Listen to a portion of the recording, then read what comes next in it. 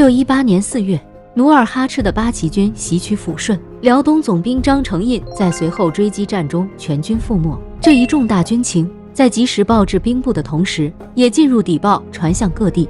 不久后的河南开封，通许县令傅国和宜丰县令刘廷轩悄悄聊起了最新的时政。傅国问道：“辽东的事好不好解决？”刘廷轩是辽西人，比较熟悉当地情况，便回复道：“努尔哈赤是个英雄，不是一般人。过去辽东人经常欺负他们，矛盾积累已经很深。现在他白头举事，辽东的事情不好解决啊。”这样的言论自然是很熟悉的人在小范围内才会说出来。而亲身遭遇的努尔哈赤心中不仅没有丝毫胜利的喜悦，反而憋着一肚子怨气。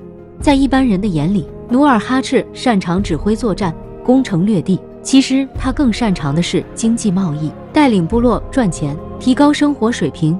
如果说努尔哈赤是贵族出身，理论上是没有问题的，但到了他爷爷这一辈，家族居住在苏克素虎河谷地，大约只有一个村庄，父亲是爷爷的第4个儿子，只能算是一个建州中产家庭。多年后，努尔哈赤到了京师，才知道他的家族合起来都达不到江南的殷实之家。至于名字就更土气了，努尔哈赤意为野猪皮，弟弟苏如哈意为小野猪皮，雅尔哈意为豹皮，基本是森林动物家族。在电视剧《清13皇朝》中，努尔哈赤就因名字被李成梁嘲笑过。雪上加霜的是，母亲在他10岁的时候不在了，继母不疼他，父亲又非常听继母的话。到了19岁，他只分到很少的家产，开始了独自生活。由于从小经济压力大，他学会了独立生存。每年3月到5月、7月到10月，他都会和小伙伴一块进入林海采摘、挖人参、采松子、摘蘑菇，有时候跟着爷爷或者自己独自去抚顺贸易。在抚顺，他见到了各种各样的人，南来北往的客商，宫里来的公公，被欺负过，被欺骗过，也欺负过别人。努尔哈赤的生意才华在这时候初步显现，得以入赘世代经商、富甲一方的佟家氏。1583年，24岁的努尔哈赤遭遇了人生第1场大变故。在大明剿灭建州古勒寨首领阿台的战争中，一向忠于大明的父亲和祖父被误杀。因父亲和祖父之死，努尔哈赤的家族从大明的赔偿中分得了赤书30道、马30匹。赤书是朝贡护士的凭证。后来经过各种方法，到万历38年，努尔哈赤有了建州的全部赤书500道，哈达的赤书363道。拥有赤书让他和大明的贸易量剧增，大量的耕牛、华子等生产工具、布匹、铁锅、食盐、针线等生活用品进入建州，大量的人参、松子、马匹、貂皮、猞猁狻皮等输送进入大明。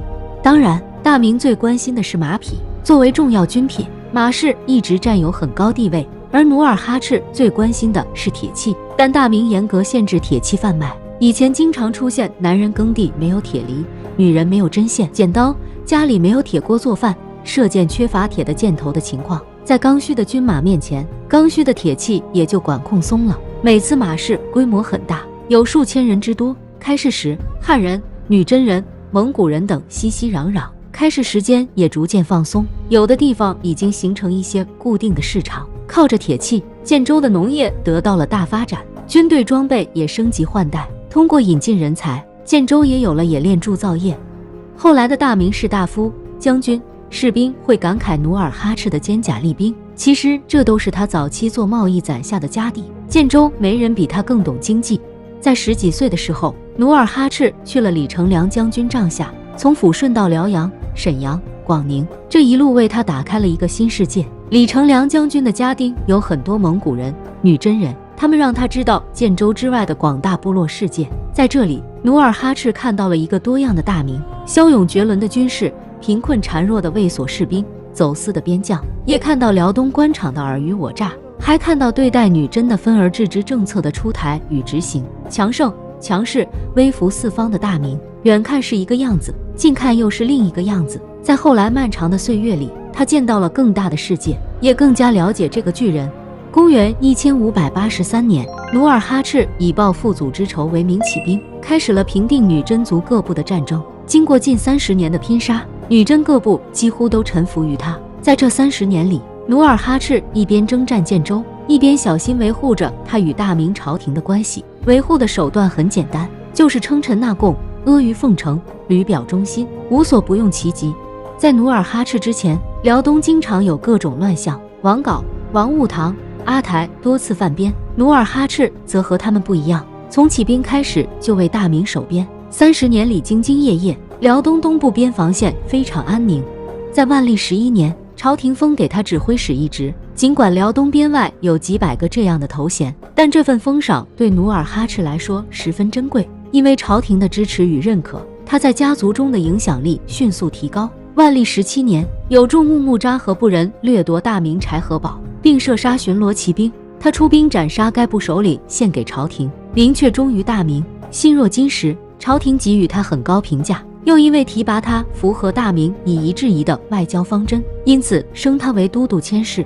到了万历20年8月，努尔哈赤向朝廷请封龙虎将军，这一称号超过一品都督，在女真世界有广泛影响力。但因为朝廷复杂的人事问题，李成梁将军被免，他的事也就卡住了，最终不了了之。在随后的几年里，努尔哈赤与海西女真部落多次作战，那些没有经历交马接刃、碎烂甲胄的公子哥们根本不是他的对手。他为大明守卫的边墙进一步扩大。到万历23年，鉴于努尔哈赤对大明边防的贡献，蓟辽都臣简达为其积极争取龙虎将军称号，这次终于如愿。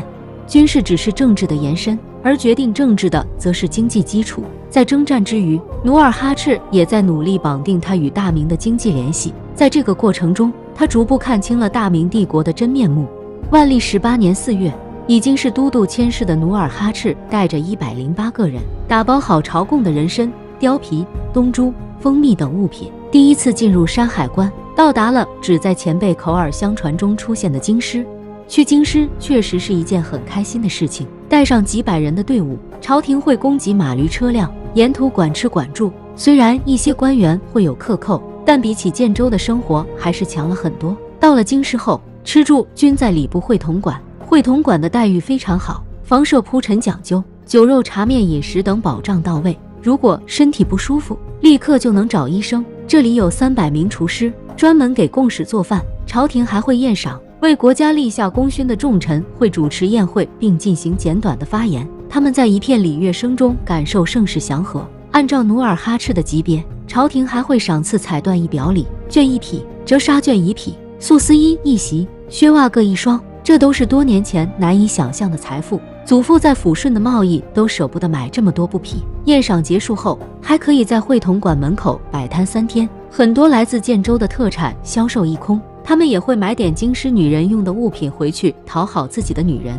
万历21年闰11月，努尔哈赤第3次赴京师朝贡，不像上次充满新鲜感，但能感受到倭寇侵略朝鲜半岛对朝廷的影响。为此，他多次向朝廷请命出征，但均不获约。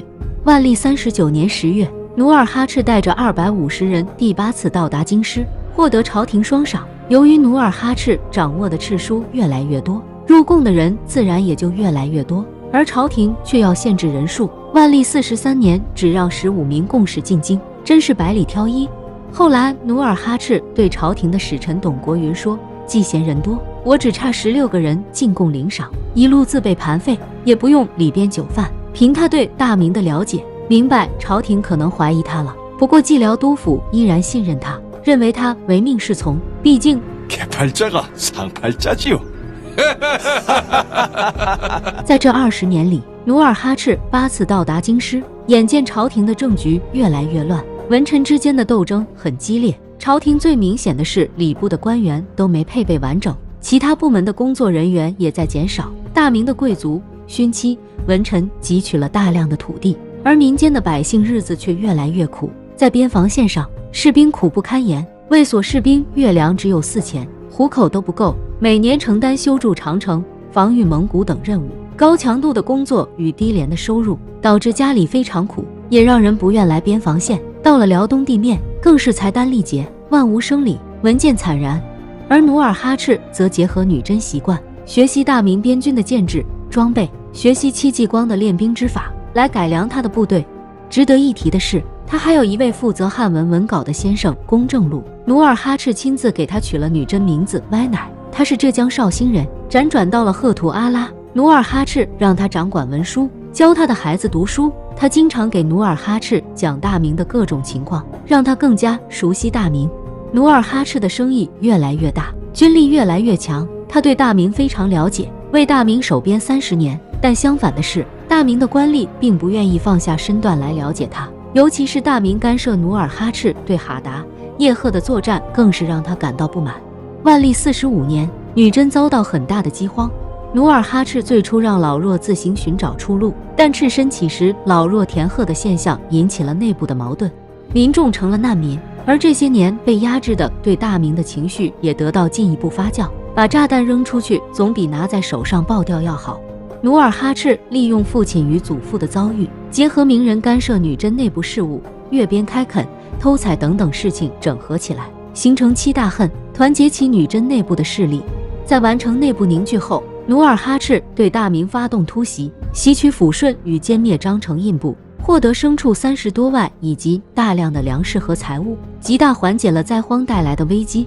但战争爆发后，大明开始边境封锁，粮食、布匹在女真极度缺乏，民众的生活水平下降很大。在随后的几年里，看着地盘在扩大，而内部的压力并没有减少，战争带给大明天下骚动。但努尔哈赤也没好到哪里去，他制造了一个更大的危机来解决眼前的危机，但雪球已经滚了起来，容不得任何人停下。